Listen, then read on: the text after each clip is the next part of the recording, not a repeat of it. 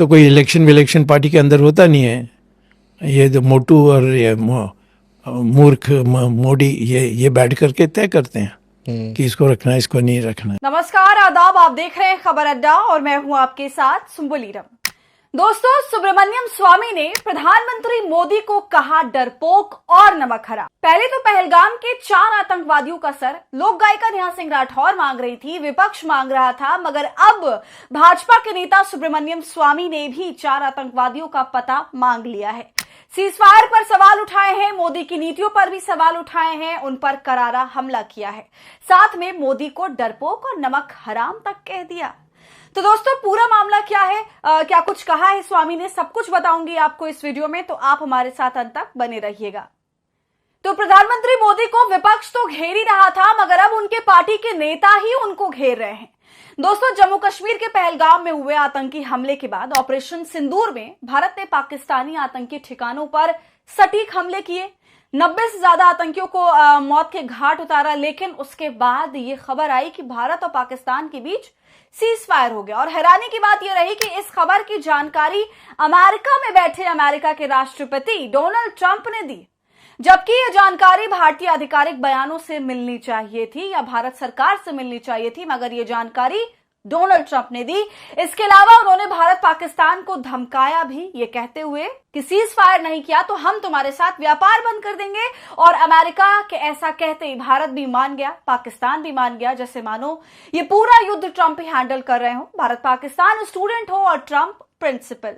तो जाहिर है लोगों में रोष तो दिखेगा कि ट्रंप किस हैसियत से इस जानकारी को साझा कर रहे हैं जो भारत का निजी मामला है। ट्रंप इस लड़ाई में कहीं से भी शामिल नहीं थे, अगर शामिल होते तब वो इस जानकारी को साझा करने के हकदार हो सकते थे। लेकिन इस पूरे मामले में जो सरपंच वाली हरकत करके ट्रंप ने दिखाई, खुद को भारत पाकिस्तान का ताऊ बनाकर सुलह कराने बैठे, तो लगातार सवाल उठने लगे सोशल मीडिया पर, और बीजेपी के खुद के नेता, खुद के समर्थक भी सवाल उठाने लगे नरेंद्र मोदी पर कि आखिरकार एकदम से सीज फायर कैसे हो सकता है, क्या हस्ताक्षर देखकर सोच समझ कर नहीं किया गया, आखिरकार ये सीज फायर हो कैसे गया। जी हाँ दोस्तों, दरअसल जब से सीज फायर हुआ भारत पाकिस्तान के बीच, तब से ही नरेंद्र मोदी की सरकार पर, बीजेपी पर, उनके नेताओं पर सवाल उठने लगे थे। और ये सवाल कोई और नहीं बल्कि भाजपा के ही वरिष्ठ नेता सुब्रमण्यम स्वामी लगातार उठा रहे हैं, और अब एक बार फिर से उठाया है, जो भाजपा के सबसे बड़े आलोचक भी हैं। देखिए दोस्तों, अब सुब्रमण्यम स्वामी सीज फायर के साथ साथ उन 4 आतंकवादियों के बारे में भी सवाल कर रहे हैं कि आखिर वो सब है कहां। लेकिन प्रधानमंत्री तो प्रधानमंत्री हैं, उनके पास इन सवालों का जवाब देने के लिए वक्त कहां है। वो तो 18-18 घंटे काम करके थक जाते हैं, फिर सो जाते हैं। दोस्तों, सुब्रमण्यम स्वामी ने पहले भी इस मुद्दे पर सवाल उठाए हैं और ये कहा था कि देश में इतना बड़ा हादसा हो गया, इतने लोगों की मौत हो गई, मगर मोदी बिहार में रैली कर रहे हैं। अब एक बार फिर उन्होंने सवाल उठाया है। देखिए क्या लिखा, मोदी पश्चिमी पाकिस्तान को तोड़ने से क्यों कतरा रहे हैं, इसे 4 टुकड़ों में तोड़ना आसान है। यहां तक कि 26 गैर मुस्लिमों को मारने वाले 4 पाकिस्तानी आतंकवादियों पर भी मुकदमा नहीं चलाया गया, मोदी डरपोक हैं।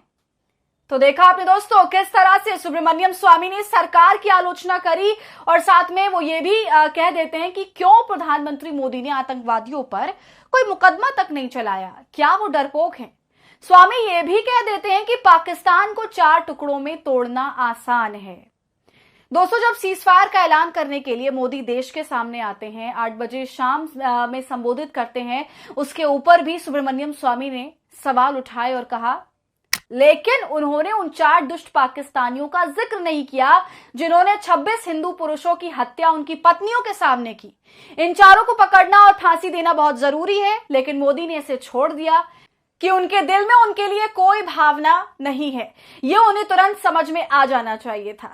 सुना आपने दोस्तों, इतना बड़ा प्रहार, तीखा हमला सुब्रमण्यम स्वामी ने प्रधानमंत्री मोदी पर किया। एक तरह से देखा जाए तो उन्होंने तथ्य ही सामने रखे हैं, क्योंकि अभी तक उन 4 आतंकवादियों का कुछ अता पता नहीं है, कहां है वो। हमारा ऑपरेशन सिंदूर सक्सेसफुल तो रहा, मगर इस देश को अभी भी उन 4 आतंकवादियों की तलाश है, क्योंकि वही वो 4 लोग थे जिन्होंने 26 पुरुषों को मार दिया, वो भी उनकी पत्नियों के सामने। तो ये आसान बात नहीं है, और असल में जो बदला पूरा होगा वो उनके ऊपर कार्रवाई करके ही होगा, जो कि अभी तक नहीं हुआ है और सीज फायर भी बिना किसी शर्त के हो गया। हम सभी जानते हैं दोस्तों, भारत सरकार ने कोई शर्त नहीं रखी पाकिस्तान के सामने। कम से कम वो ये बात तो रख सकते थे कि हमें वो 4 आतंकवादी सौंप दो। बस खाली पीली फ्री फंड में सीज फायर कर दिया गया, जबकि भारत की तरफ से जबरदस्त रिटेलिएशन किया जा रहा था और हम जीत की कगार पर थे और ऐसे मौके पर सीज फायर करवा दिया गया, वो भी ट्रंप ने ऐलान किया। भारत सरकार ने तो किया भी नहीं। सुब्रमण्यम स्वामी ने इस पर दोस्तों एक और बयान दिया था और कहा था कि पाकिस्तान की और पिटाई करनी थी, ट्रंप से डरकर अनावश्यक युद्ध विराम कर दिया गया, जो सही नहीं था। नरेंद्र मोदी ने पाकिस्तान को सबक सिखाने का एक बड़ा मौका गवा दिया। इन प्रतिनिधि मंडलों का कोई व्यवहारिक असर नहीं होने वाला है। तो सुब्रमण्यम स्वामी सीधे तौर से ये कह रहे हैं कि नरेंद्र मोदी ने पाकिस्तान को सबक सिखाने का बड़ा मौका गवा दिया, ट्रंप से डर गए।